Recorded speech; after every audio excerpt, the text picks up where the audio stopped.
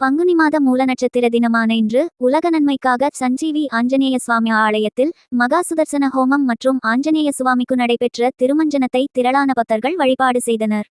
திருச்சி மாநகரில் பிரசித்தி பெற்ற தலைமை தபால் நிலையம் அருகிலுள்ள ஸ்ரீ சஞ்சீவி ஆஞ்சநேய சுவாமி திருக்கோவிலில் பங்குனி மாத மூல நட்சத்திர தினமான இன்று மகா சுதர்சன ஹோமம் நடைபெற்றது. திருக்கோவில் நிறுவனர் சுரேஷ் பட்டாச்சாரியார் தலைமையில் வேத விற்பன்னர்களை கொண்டு உலக நன்மைக்காகவும் மக்கள் நலம் பெற்று மகிழ்ச்சியுற வேண்டியும் காலை 10 மணி முதல் வேள்வி தொடங்கப்பட்டு நடைபெற்றது. தொடர்ந்து உலக நன்மைக்காக பட்டாச்சாரியார்களால் அனுமன் மூலமந்திரம் 1008 முறை பாராயணம் செய்யப்பட்டு மகாபூர்ணாகுதியுடன் ஹோமம் நடைபெற்றது. அதனைத் தொடர்ந்து ஆஞ்சநேய பெருமாளுக்கு ஹோமத்தில் வைத்து பூஜிக்கப்பட்ட புனித நீரை கொண்டு அபிஷேகமும் பால், தயிர், பன்னீர், அரிசிமாவு, சந்தனம் உள்ளிட்ட பல்வேறு திரவியங்களை கொண்டும் அபிஷேகம் நடத்தப்பட்டு அதனைத் தொடர்ந்து தீபாராதனை நடைபெற்றது. இதில் திரளான பக்தர்கள் பங்கேற்று வழிபாடு செய்தனர். அதனைத் தொடர்ந்து பக்தர்களுக்கு மகா அன்னதானம் வழங்கப்பட்டது.